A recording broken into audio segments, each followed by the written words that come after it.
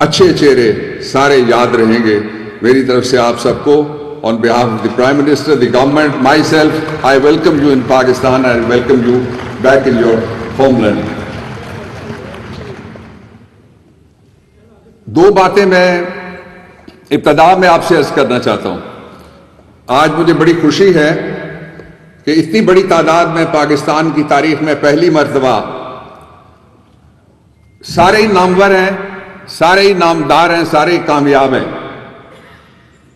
और सारे के सारे ओवरसीज पाकिस्तानी.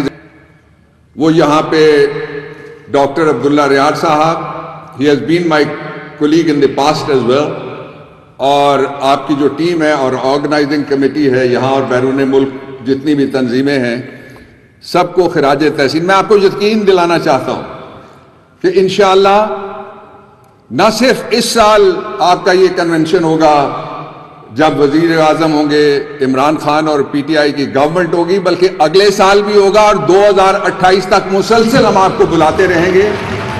और ये हुकूमत 5 साल पूरे करने के बाद 5 साल के लिए दोबारा आएगी अल्लाह की मेहरबानी से. एक ऐसे मरहले पे आप पाकिस्तान तशरीफ लाए जो सही मानों में डिफाइनिंग मोमेंट है. 3 हवाले मुख्तसरन आपके सामने रखता हूं.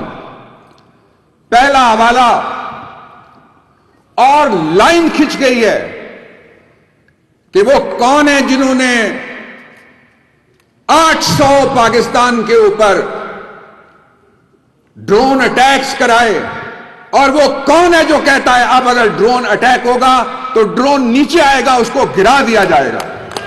हवाला, वो कौन है जो तब इख्तिदार में आया जब खजाना लुट चुका था, जब पाकिस्तान बर्बाद करके रख दिया गया था, और उसके आते ही एक पुलवामा नहीं आया, उसके आते ही एक अभिनंदन नहीं आया, उसके आते ही मगरबी बॉर्डर के मावरा तब्दीली नहीं आई, उसके आते ही कोविड-19 भी आया. और वो कौन है जिसने कोविड-19 को ऐसे हैंडल किया जैसे बरतानिया का वजीर आजम और अमेरिका का सदर समेत सारी दुनिया के हुक्मरान नहीं कर सके.